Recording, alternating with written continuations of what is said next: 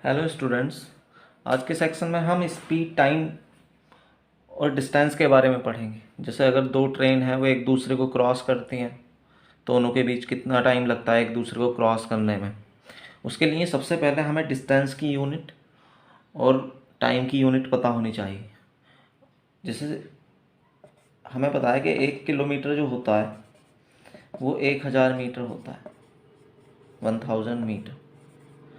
और 1 आवर जो होता है वो 60 मिनट के बराबर होता है। या जो 1 मिनट होता है हम इसे ऐसे लिख सकते हैं, 60 मल्टीप्लाई 1 मिनट। 60 मल्टीप्लाई 1 मिनट जो होता है वो 60 सेकंड के बराबर होता है। तो यहाँ पर ये 60 की मल्टीप्लाई करेंगे तो 3600 सेकंड आ जाएगा। तो 1 आवर जो होता है उसमें 3600 सेकंड होती है। तो इसे हम साइड में लिख लेते हैं, 1 hour equal to 3600 second. 1 kilometre equal to 1000 metre. आगे जो डिस्टेंस होती है, डिस्टेंस वो होती है total path length. Total path length. Total path length मतलब जैसे सपोज कोई बाइक है, वो एक प्लेस से दूसरे प्लेस जाती है तो उसका मीटर जितनी रीडिंग देता है ना, वो वो मीटर जितनी रीडिंग देता है उस रीडिंग को हम डिस्टेंस बोलते हैं। और जब वो मीटर होता है एक स्पीड मेजर करता है कि बाइक कितनी स्पीड से चल रही है, जो स्पीड मेजर करता है उसे स्पीडोमीटर कहते हैं।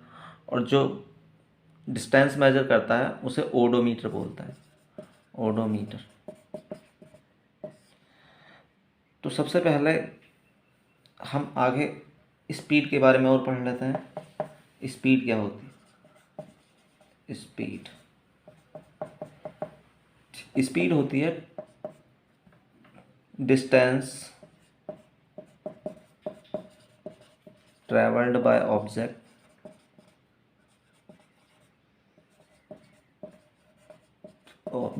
इन पर यूनिट टाइम।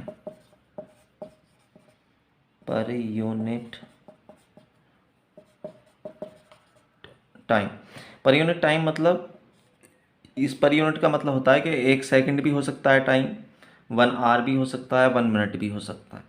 लेकिन अगर हम इसे समझने के लिए इस पर यूनिट को 1 सेकंड लिखें, क्योंकि मोस्टली हम कैलकुलेशन सेकंड में करते हैं। MKS system. MKS सिस्टम क्या होता है? मतलब क्वांटिटी मेजर करने के लिए ये वाला सिस्टम मोस्टली यूज़ किया जाता है। जब डिस्टेंस को मीटर में मेज़र करते हैं और मास को किलोग्राम में मेज़र करते हैं और टाइम को सेकंड में मेज़र करता है तो उसे हम MKS सिस्टम बोलते हैं। तो हम MKS सिस्टम में टाइम जो लेंगे वो सेकंड में लेंगे। तो इसकी डेफिनेशन जब हम MKS सिस्टम में लिखेंगे तो हम ऐसे भी लिख सकते हैं। वैसे जनरल डेफिनेशन होती है एक, distance travelled by object in per unit time. तो हम यहाँ पर लेने वाले हैं पर सेकेंड। उससे हमें कंसेप्ट को समझने में हेल्प मिलेगी। तो distance travelled by object in पर सेकेंड या 1 second, 1 second is called speed. अब यहाँ पर हम देखें, सपोज करो कोई कांस्टेंट स्पीड से जा रहा है। कांस्टेंट स्पीड मतलब उसकी स्पीड ना तो इंक्रीज हो रही है और ना डिक्रीज हो रही। तो जब स्पीड कांस्टेंट होगी तो 1 सेकंड में जो जाएगा वो स्पीड v के बराबर जाएगा। हमने स्पीड v मान ली, ये इसे v से डिनोट करते हैं स्पीड को। तो 1 सेकंड में जो डिस्टेंस कवर करता है वो v है। तो 2 सेकंड में जो होगा, 2 सेकंड में वो 2v होगा, मतलब टाइम की मल्टीप्लाई होगी 2 सेकंड के लिए। और 3 सेकंड के लिए इसी तरह से 3 मल्टीप्लाई v हो जाता। तो अगर हमें डिस्टेंस निकालनी है t सेकंड में तो यहाँ पर t की मल्टीप्लाई कर देंगे। क्यों?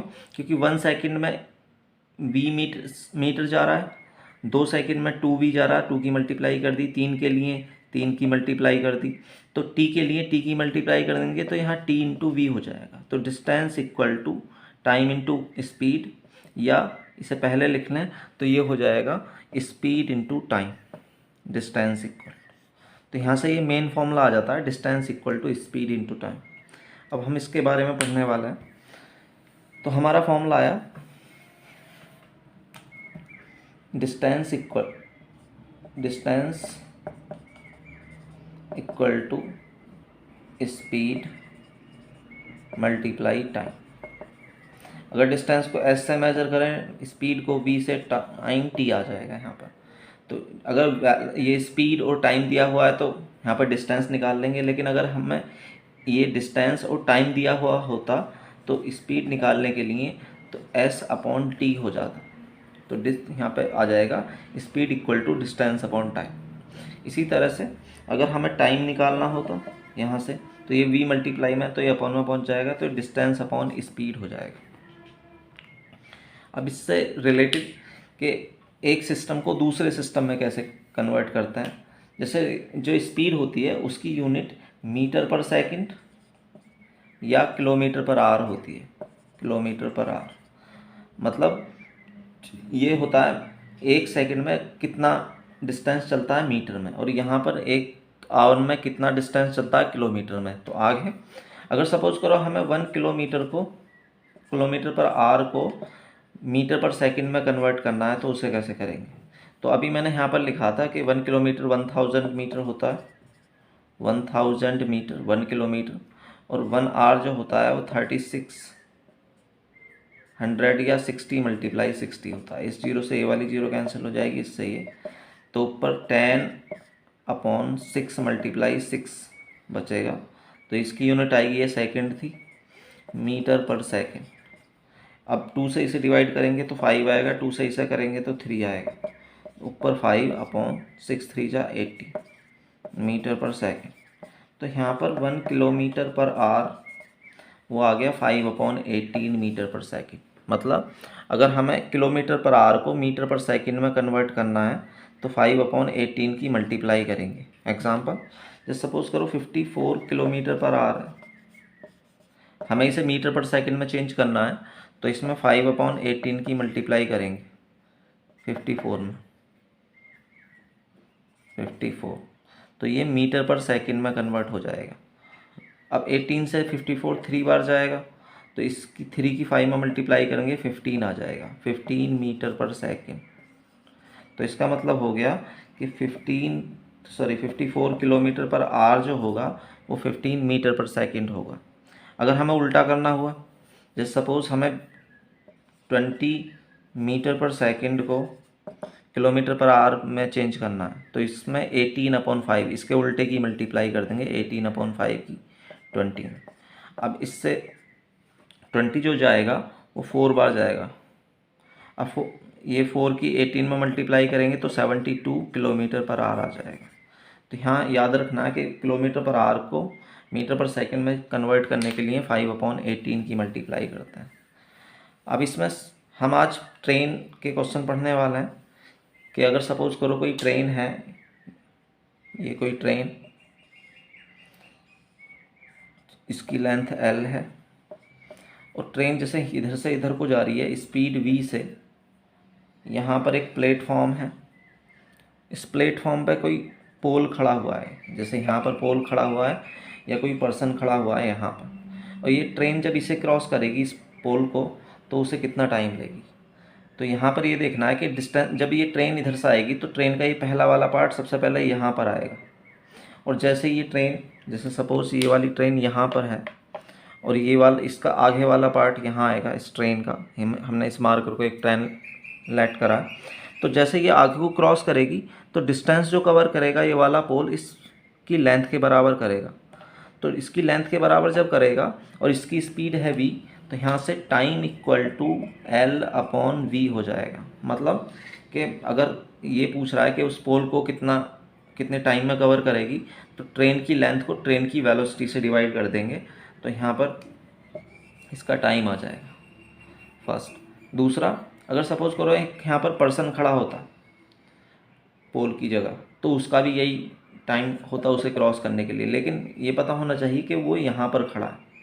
दूसरा, अगर सपोज वो इसकी डायरेक्शन में दौड़ रहा है, इसकी डायरेक्शन में, तो उसके लिए हम रिलेटिव वेलोसिटी का कंसेप्ट लेते हैं। सपोज करो इस ट्रेन की वेलोसिटी v1 है और ये पर्सन जो दौड़ रहा है उसकी वेलोसिटी v2। अब ये इसी की डायरेक्शन में दौड़ रहा है, मतलब जब दो चीज़ें एक डायरेक्शन में चलती हैं तो उनों की रिलेटिव वेलोसिटी सब्ट्रैक्ट हो जाती हैं। तो यहाँ पर बड़ी वेलोसिटी में छोटी वाली सब्ट्रैक्ट करेंगे तो v1 माइनस v2 हो जाएगा। एक इसे याद कैसे कर सकते हैं, जैसे सपोज करो अगर वो खड़ा हुआ है तो ट्रेन उसे फास्ट क्रॉस करती हुई नज़र आएगी, लेकिन अगर वो इसी के साथ साथ दौड़ने लगा तो ऐसा लगेगा वो स्लो हो गई है। तो स्लो कब होगी, जब सब्ट्रैक्ट होगा। तो यहाँ से इसीलिए ये सब्ट्रैक्ट हुआ है।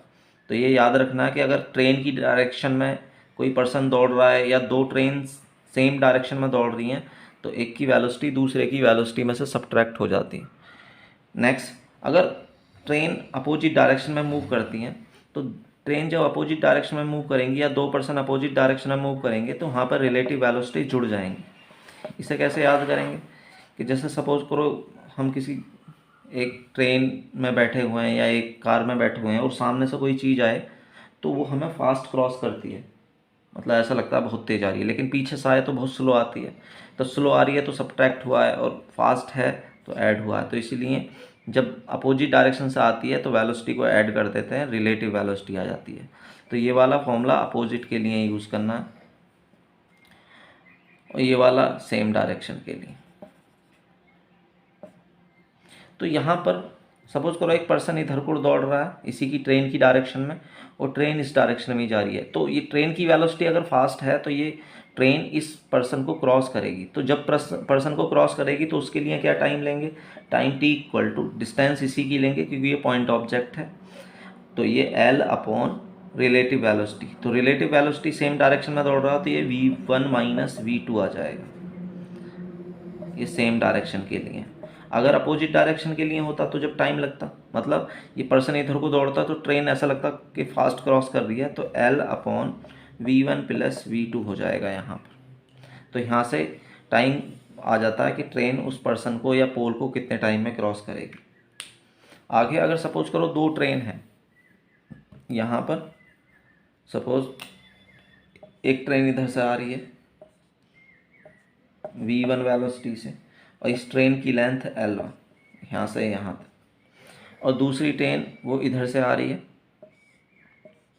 यहाँ से, इसकी लेंथ l2 और इसकी वेलोसिटी v2। तो ये जब इधर को आएगी और ये इधर को आएगी तो इन्हें एक दूसरे को क्रॉस करना पड़ेगा।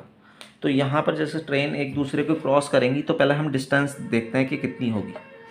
यहाँ पर सपोज करो ये ट्रेन इधर से आ रही है और ये ट्रेन इधर से, तो इस वाली ट्रेन को अगर हम देखें तो इस ट्रेन का अगला वाला सिरा वो यहाँ से जैसे टच करेगा, तो अब पहले हम ऐसा मान लेंगे कि ये वाली ट्रेन पहले इसके आगे वाले पार्ट को टच करेगी, क्रॉस करेगी, तो यहाँ से ये, तो पहले इसने अपनी डिस्टेंस चली l2। अब अभी ये साथ साथ हैं तो क्रॉस करने के लिए अभी और चलना पड़ेगा, तो इसलिए अब ये वाली डिस्टेंस चलेगी दूसरी वाली ट्रेन की, ये यहाँ पर। तो दोनों की डिस्टेंस इसलिए यहाँ पर ऐड हो जाएगी। तो डिस्टेंस जब ऐड होगी तो यहाँ पर टोटल डिस्टेंस जो आ जाएगी वो l1 प्लस l2 होगी। और relative velocity v equal to opposite direction से आ रही हैं तो इसलिए v1 प्लस v2 हो जाएगा, मतलब अपोजिट डायरेक्शन से आती हैं तो फास्ट होता है और ऐड हो जाता है। तो यहाँ पर अगर हमें टाइम निकालना है, टाइम, तो वो हो जाएगा डिस्टेंस अपॉन टाइम वाले फॉर्मूले से। डिस्टेंस है total l1 plus l2 upon, sorry यहाँ पर v आता, time equal to distance upon speed. तो ये l1 प्लस l2 आ गई और स्पीड आ गई v1 प्लस v2 टाइम। तो यहाँ से पता चलता है अगर सपोज दो ट्रेन एक दूसरे को क्रॉस करती हैं, जब अपोजिट डायरेक्शन से आती है तो क्रॉस करती हैं, तो उसमें जो होगा टाइम, उसमें लेंथ दोनों की ऐड कर देंगे। लेंथ को हमेशा ऐड ही करेंगे जब वो ओवरटेक करें, मतलब एक ट्रेन दूसरी ट्रेन के पीछे से आए या क्रॉस करती है, मतलब अपोजिट डायरेक्शन से आती है, तो डिस्टेंस हमेशा ऐड होंगी। और मैंने बताया अगर ट्रेन्स अपोजिट डायरेक्शन से आती हैं तो अपोजिट डायरेक्शन से आने पर वेलोसिटी ऐड हो जाएंगी, और अगर सेम डायरेक्शन से आए, सेम डायरेक्शन से मतलब ये वाली ट्रेन इसी डायरेक्शन में चल रही है और ये वाली ट्रेन ये फास्ट चल रही है, तो यहाँ पर इसकी एक की वेलोसिटी में से जो फास्ट चल रही है उसमें से दूसरी को सब्ट्रैक्ट कर देंगे। अब यहाँ पर इसी वाले फॉर्मूले में अगर सपोज करो ट्रेन सेम डायरेक्शन में चलती, मतलब ये भी इधर को और ये भी इधर को, ये दोनों सेम डायरेक्शन में जाते हैं इधर, और ये फास्ट मूव कर रही है, तो टाइम, यही वाला फॉर्मूला लगता है, time equal to distance. Distance हमेशा ट्रेन की ऐड होंगी l1 plus l2 upon velocity या स्पीड, स्पीड जो होंगी वो सब्ट्रैक्ट हो जाएंगी। क्यों? इसे बोलते हैं ओवरटेक। जब एक ट्रेन दूसरी ट्रेन के पीछे से आती है तो हो जाता है v1 माइनस v2। v1 जो फास्ट ट्रेन दौड़ रही है उसकी वेलोसिटी है। तो यहाँ से ट्रेन के क्वेश्चन सॉल्व हो जाता है। तो कॉमन थिंग ये है कि अगर हमें टाइम निकालना है, दो चीज़ें एक दूसरे को क्रॉस कर रही हैं, अगर बड़ी चीज़ है तो उनों की लेंथ ऐड हो जाएंगी। जैसे सपोज करो एक ही ट्रेन होती, ये एक ही ट्रेन होती और यहाँ पर प्लेटफॉर्म होता, तो जब प्लेटफॉर्म होता इसकी लेंथ l है, तो टाइम निकालना है ट्रेन को क्रॉस करने के लिए। तो ट्रेन इन दोनों की डिस्टेंस के सम के बराबर क्रॉस करेगी, तो यहाँ पर ये L1 प्लस L आ जाएगा। अब एक ही वेलोसिटी है क्योंकि प्लेटफॉर्म रुका हुआ है, तो इसीलिए इस वाली ट्रेन को इस प्लेटफॉर्म को क्रॉस करने के लिए जो टाइम लगेगा, time equal to distance, distance इन दोनों की ऐड हो जाएगी, L1 plus L upon speed, वो हो जाएगी v1। तो इसका टाइम आ जाता है। तो लास्ट में कंक्लूजन ये निकलता है कि दो ट्रेनें अगर अपोजिट डायरेक्शन से आती हैं, अपोजिट डायरेक्शन से अगर दो ट्रेनें आती हैं तो उनकी वेलोसिटी जो होगी, रिलेटिव वेलोसिटी, वो ऐड हो जाएगी v1 प्लस v2, ये अपोजिट डायरेक्शन से। और अगर सेम डायरेक्शन से आती हैं तो उनकी वेलोसिटी सब्ट्रैक्ट हो जाएगी, बड़े वाले में से छोटे वाले को सब्ट्रैक्ट कर देंगे। और लेंथ हमेशा ऐड होंगी, चाहे वो सेम डायरेक्शन से आएँ या अपोजिट डायरेक्शन से। तो यहाँ से ट्रेन के सारे क्वेश्चन सॉल्व हो जाएंगे अगर मैथ की प्रैक्टिस की जाए।